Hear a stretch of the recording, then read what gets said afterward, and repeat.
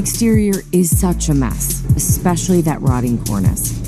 Hey everybody, it's Sergey with Architectural Mall. Today's clip that we are going to be watching is about 3D scanning. When we started this project with Alison, it was strictly for the interior staircase that they could not replicate. But as the job progressed, we realized how bad the cornice was at the roof level. Typically, when I would do previous projects, we would use literally all these tools that you see here.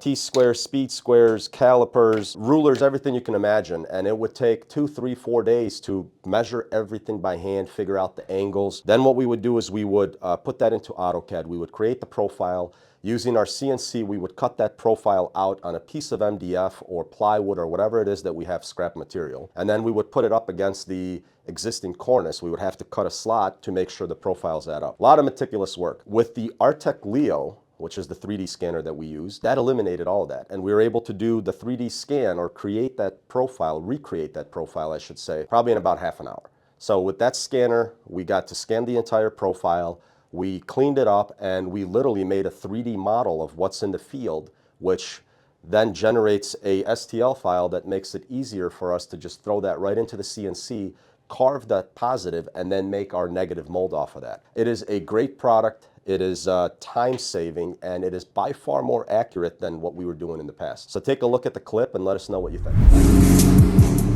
The exterior is such a mess, especially that rotting cornice. I want the guys to have Sergey and his team fix it. They're going to use a 3D scanner to scan the original cornice to create a digital model, and they're going to remove the old one.